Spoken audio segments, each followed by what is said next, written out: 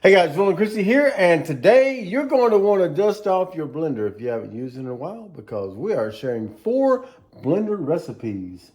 Let's go do it. This blender recipe is going to be for a vanilla protein latte. And so we're going to take our blender cup, we're putting in a scoop of the protein powder. Obviously you need vanilla, so it'll be vanilla protein powder. You need some vanilla extract, half a cup of milk, or milk alternative like almond milk or something. And then you just take your blade and screw that on, and then we're going to blend that up.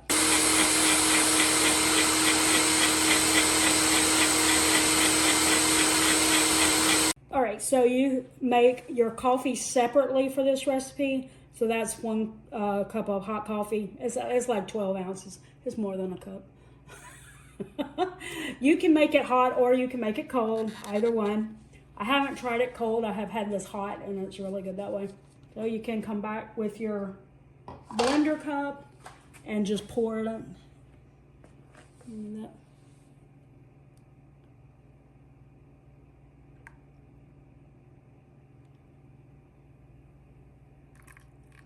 Now you can take another, like one of your frothers or something like that and froth that up more if you'd like. But just do that. And then you can take some cinnamon or some cocoa powder or something like that. And I mean, if you're really good, you can make a design. I'm not good at it. And there you go. This recipe is for blueberry muffin protein shake. So we've started off with our blueberries. Those are frozen. You could probably use fresh, but I used frozen, and that way I don't have to put ice in it. It's already cold. All right, so we have milk, and you can use regular milk or milk alternative. Just pour that in. If you want it to be thinner, like a shake type, you might want to add just a little bit more. This is more like a smoothie bowl, in my opinion. If you put this amount of milk, it has that consistency where you're probably going to have to eat it with a spoon. So you got your vanilla protein powder, oats, a little cinnamon, because what's a blueberry muffin without a little cinnamon? And even though Joel's not a big fan of cinnamon, you've had this. What did you think? You didn't mind I that? couldn't taste Yeah, cinnamon. he couldn't taste the cinnamon. So it's not an overpowering taste. So and the last thing I put in there was salt. So we're gonna put our blender blade on there and put it on the blender for 30 to 60 seconds. All right, we got it all blended up. Now we're going to put it in the bowl here. As you can see what I mean? Like it's a little on the thicker side. You'd probably not want it, like, might be challenging to drink that. Like, you might could, especially if you let it set for a minute. Oh, also, the recipe does say you can add sweetener. Our smoothie, our protein powder has sweetener already in it, so we didn't find that we really needed that. Oh, wait, you did think you needed it. Needed what? A little sweetener. Yeah, I don't think I put any in it though.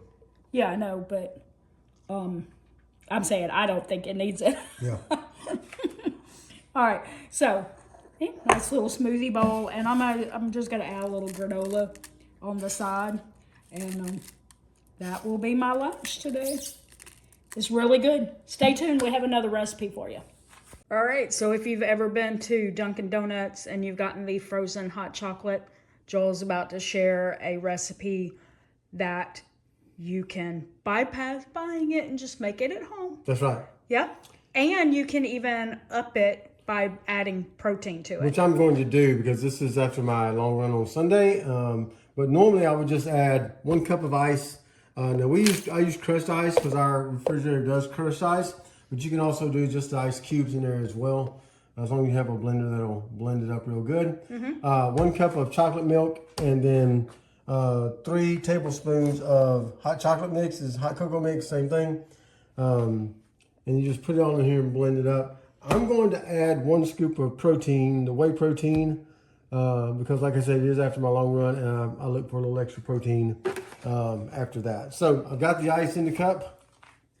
And that's 1 cup? That's 1 cup of ice. And this is going to be a cup of chocolate milk.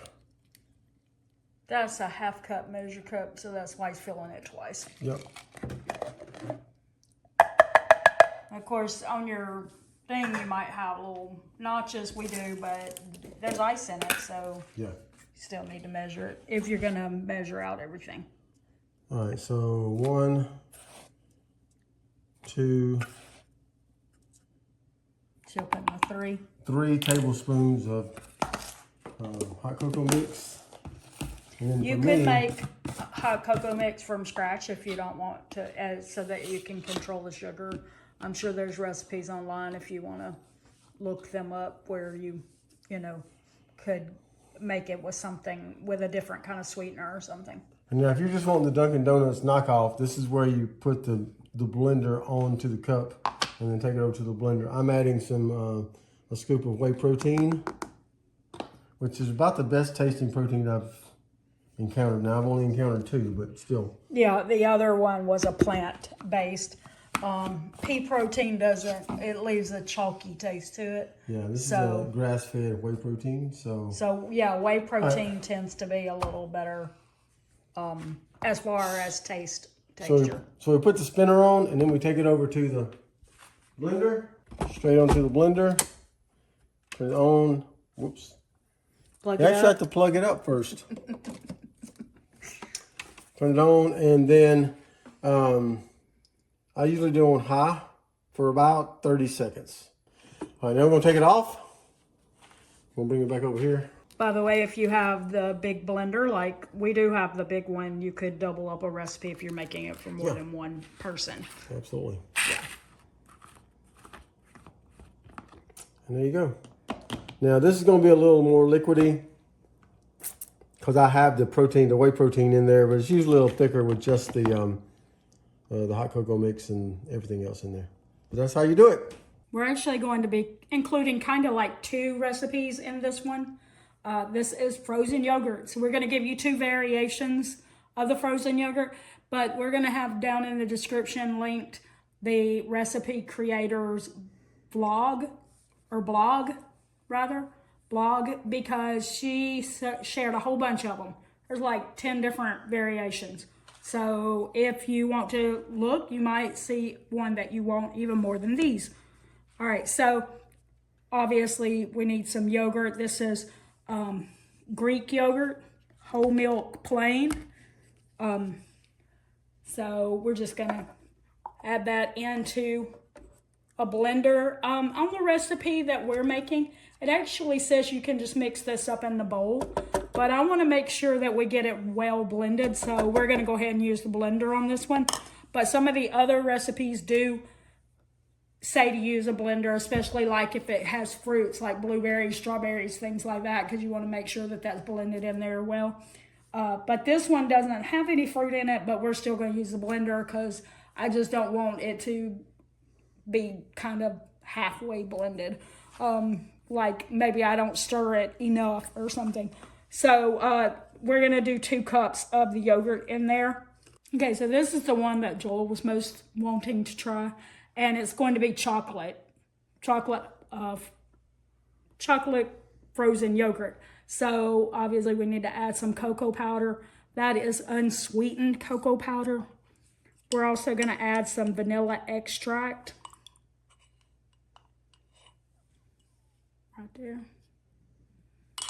And then it says it's optional to add any kind of sweetener to it, but we know that the plain Greek yogurt has nothing in it to make it sweet. And then the unsweetened cocoa powder, obviously unsweet. So we're just going to go ahead and add the sweetener in there because we don't want to make this, freeze it, and then be like, too bitter. Because we've never made this. So this is, so we definitely don't want to find out that it's not sweet. All right, so we just got to blend this. All right, we have it blended. And we're just pouring it out of the pitcher and into a loaf pan. Probably needed a smaller loaf pan, but this is what we have. Yep. But you think that means if you doubled up on the recipe, it lasts longer. Yep. We could have we're doing 2 different ones, but we could have just doubled it up and done one. And Joel tasted it. He said it's a little tart at the moment, but we're hoping that it'll still taste good. If not, we might say you have to use a little bit more of, maple syrup, or use honey or something like that. That might have a sweeter taste to it. Okay. We're going to put plastic wrap down on that, and then aluminum foil.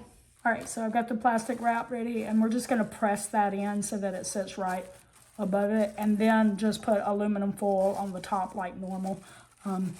And so we're going to do that, and I'm going to make one other frozen yogurt recipe, and it'll be similar, and we'll show you that next. All right, now this is our other one, and it's going to be peanut butter frozen yogurt.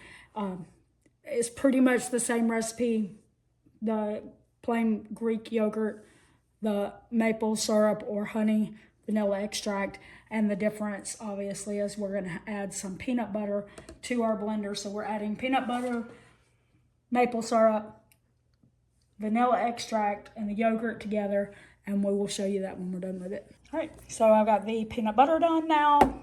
Same thing, I'm going to put plastic wrap down, push it down until it's flat with the top of that, and then put some aluminum foil over it. Goes in the freezer for at least 4 hours. For us, it's going to be overnight, and we'll probably have a little bit tomorrow after lunch. So stick around for just a second, and we'll be right back with our taste test. All right, it is time for us to try our frozen yogurt. So I'm going to take these off. Yeah, it's solid. Okay. Yeah, we might have to let them sit. Because I don't know. I think a frozen yogurt, I just think, not solid as a rock. Yeah, it might have been more than 4 hours. Might have been too long. We might have to let it sit a little bit. Yeah. We'll see. We'll see what happens. We'll let you know. All right, so we finally got it thawed out. What I did was I set the pans down in another pan, a bigger pan that had a little shallow water at the bottom so that it would be sitting in cold water, and that helped go ahead and thaw it out enough to be able to work with it. So now we're going to scoop this up. Joel did already kind of taste it. He thinks it's too tart. This one? Yep. This one, he doesn't like peanut butter, so he did not taste that. It's not as bad. This one is much more tart. So he is probably going to be drizzling maybe some honey on his or something, or maybe some more maple syrup, I don't know. And we also have some chocolate chips that he will probably be sprinkling on his, and those are milk chocolate, so that will probably help. We also have some granola, might put some granola in it. For me, I'm going to drizzle some more peanut butter on top, put a banana on it, and also some chocolate chips. So we'll show you the, bowls when we're done with them. All right, so Joel's already gotten into his. He was working on trying to get it to be a little less tart. And he did add some more maple syrup into it, and then the chocolate chips. Did that help? A little bit, but not a lot. Not a lot. Did you also put granola or just the chocolate? I put granola in it. And he put some granola in it, yeah. And mine here, I did put a little bit of the chocolate, but I also have the peanut butter in there. I have some banana, some chocolate chips, a little peanut butter that I drizzled onto it, and some of the granola. Haven't tasted it yet. It took me a minute to put mine together, and so what was put in there with a scoop just started melting into each other. So it did look like scoops of frozen yogurt when I put it in the bowl. That's fine. It could taste a little sweeter, but mine is not super tart.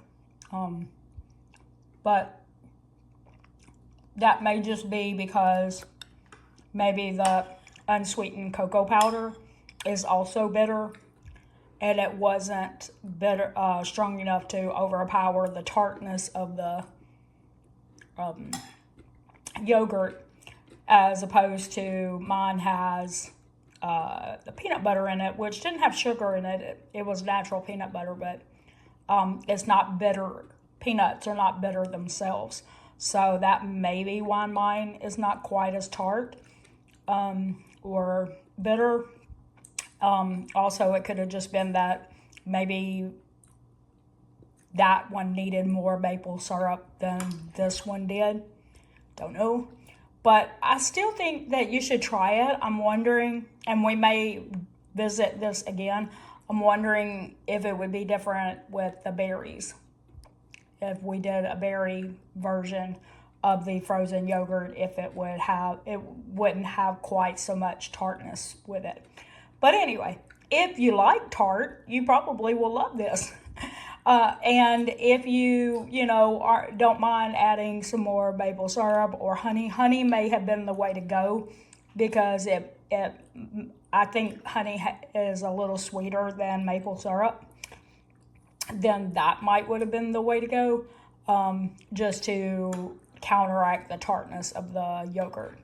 But anyway, I say still try it. Be sure to check out that recipe linked in the description. All right, well, there you go. Those are the blender recipes and our recommendations.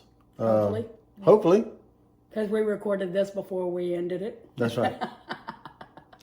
But drop us in the comments below and let us know how you felt about these, or if you have other blender recipes that you do that you'd love to share with us. We'd love to see those in the comments below. I think that's going to do it today for saving money for the long run with Joel and Christy. Don't forget it's the long run. Give yourself a little grace. Bye.